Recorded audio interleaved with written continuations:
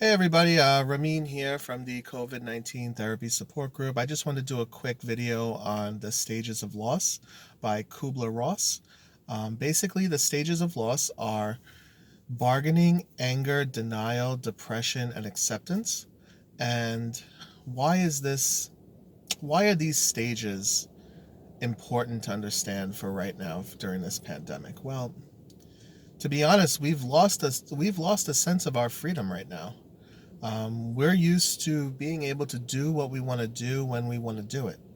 And because of the CDC guidelines and social distancing, many of us have not been able to operate the way we normally operate. We have been knocked out of our comfort zone and we have been pushed into a paradox of, well, it's uncomfortable for me to live in uncertainty and have to abide by these guidelines, but it's also safe for everyone around me if I do.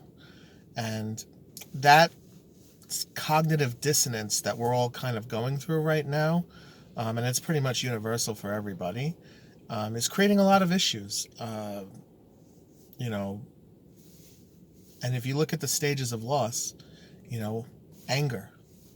Do some of us feel angry right now because we can't do the things that we want to do? I think so. Sometimes I feel angry, frustrated, right? Just annoyed, irritated, confused. All these things are basically circulating around in all of us. And, we're doing the best we can to deal with it. Um, it's human nature to try and solve problems that are easier when you can't find solutions to problems that are bigger. So, for instance, we would all love to be able to find a vaccine, right? Or have this virus basically go away or, get cured somehow. And that's not really possible or realistic for the current time. That's going to take time. If you look at some of the other flus where they came up with vaccines, those vaccines took years. SARS, flu, those vaccines weren't created like overnight. Like they took a long amount of time and they had expert scientists working on them for those years until they were able to come up with something that worked for most people. Um, so yeah, and vaccines itself. If you look at the anti-vax community, vaccines itself are arguable. Many people have issues with vaccines, and they feel that vaccines aren't safe, and that there are things inside the vaccines that could cause detrimental issues in our ability to function long term. For some people, um, those reactions are severe, and for some people they might be minor, but there is an anti-vax community that believes that by taking in a vaccine you're basically like watering down your ability to be able to function long term, whether it be by a lot or a little, depending on your genetic makeup and how the vaccine reacts with your internal body chemistry. So I don't mean to get off topic, but I just wanted to throw that out there, that there are people that are experiencing these forms of cognitive dissonance as a result of the COVID-19 pandemic. And I think it's important for us to have a basic 101 understanding of what the stages of loss are and how they can assist in helping us basically take care of ourselves better, because that's really what needs to be our primary focus right now. You don't have any control over the vaccines. You don't have any control over the cures. You don't have any control of making this virus go away other than social distancing and following CDC guidelines until we flatten the curve. And that's basically everyone's focus right now, or should be everyone's focus right now, because that's as much as you can really do as a regular average citizen of this country. And it's important for us to take that seriously. So the stages of loss, let me kind of, segue into it. So anger, right? So I was just talking about how some of us might feel angry. Um, we might look to solve problems that are a little bit easier because it angers us to have to try and solve a problem that's too big that we can't solve, like, getting rid of this virus. Denial. Um, I think there's a number of people going through denial right now. I went through a period of denial where I didn't want to feel like this virus was anything big and that, oh, it's just going to go away. And I did go through a phase like that, and I shared it a little bit on social media where I kind of shared those feelings of, we really shouldn't get too hyped up about this. It's not really that big of a deal. And, COVID-19 will go away. It's not going to kill anybody. It's not going to harm anybody. We're just overreacting, right? Our president, our own president, President Trump, made that mistake for a very short amount of time until he realized it was a problem. And then he kicked into gear and handled this, in my opinion, very well. But maybe people have differing opinions about that. I'm not going to get into that in this video. So denial, bargaining is basically like when you're kind of torn between like, am I going to take this seriously or should I not take this seriously? Do I really need to follow these guidelines to a T, or can I go to the supermarket without a mask on and that's fine? People are wrestling with these ideas on a daily basis. Some of us aren't. Some of us are just committed to being safe, and they take this very seriously. They have a commitment to taking it very seriously, and they don't waver from that. So I understand there's all different types of people out there, and not everyone's going to experience every stage of loss. I happen to experience every one. So that's why I felt the need to do this video and talk about it.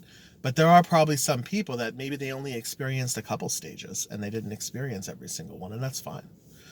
So bargaining is basically like when you're trying to decide how serious you're going to take this virus, right? That would be an example of bargaining. Am I going to wear a mask every single time I go to the grocery store? Am I going to wear gloves every single time I go to the grocery store? Am I never, ever going to bring my kids out to do anything because I'm afraid they're going to catch this virus? Is it okay to bring them out for some things but not other things? Can I gauge the importance of something and make a informed consensual decision on how I'm going to operate? These are all things that we're kind of going back and forth on. And that would be the bargaining stage where you're trying to figure out like, okay, like this is what's going on. It's pretty serious.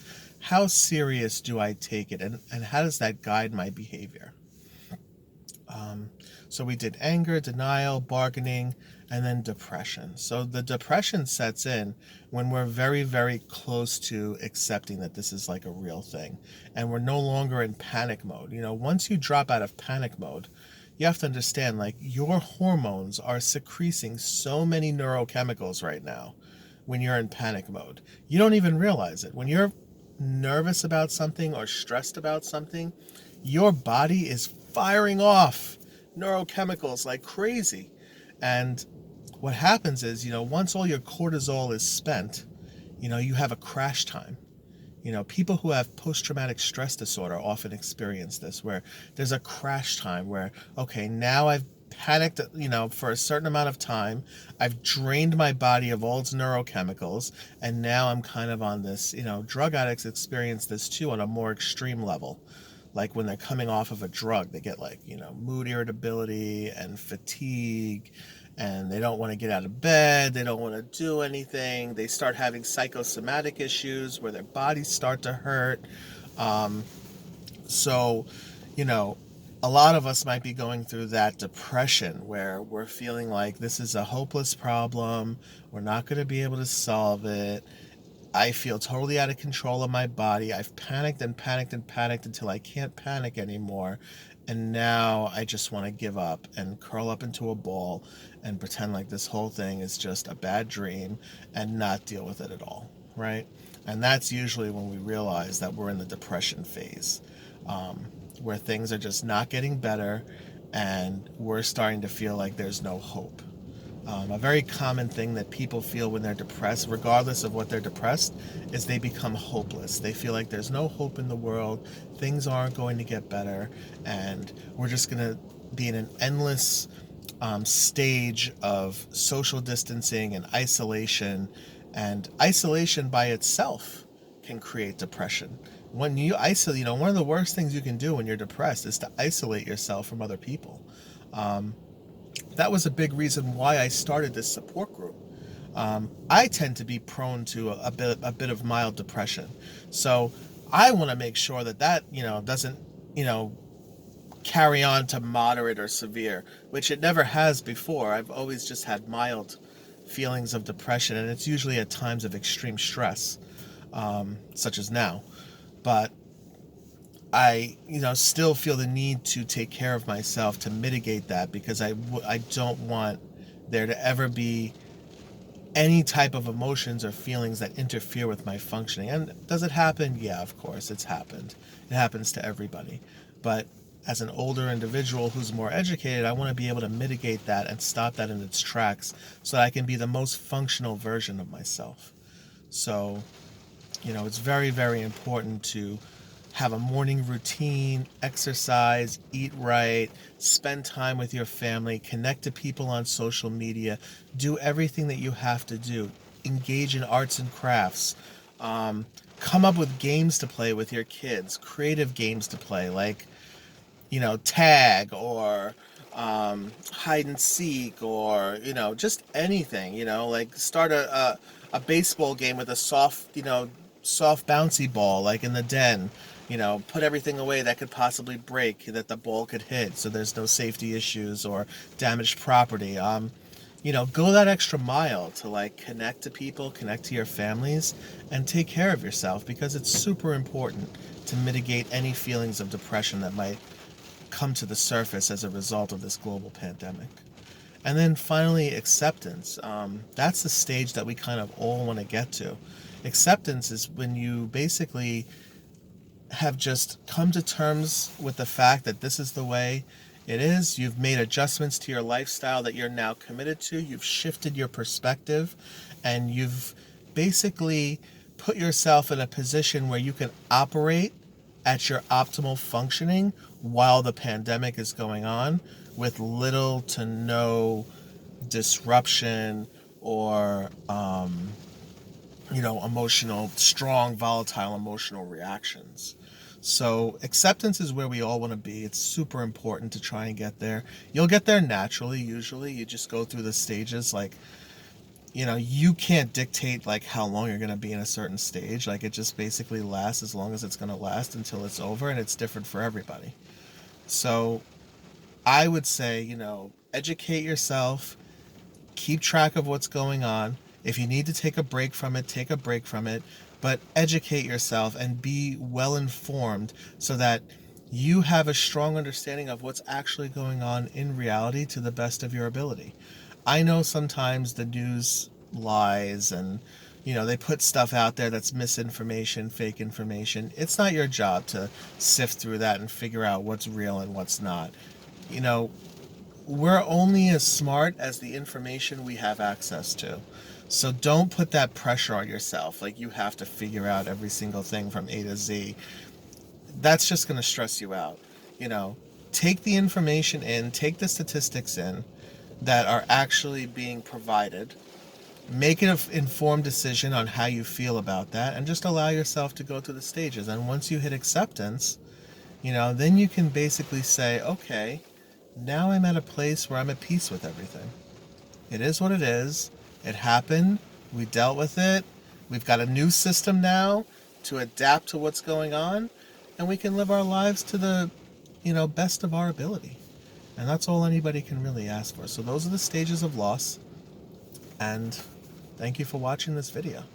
Take care, everybody. Have a great day.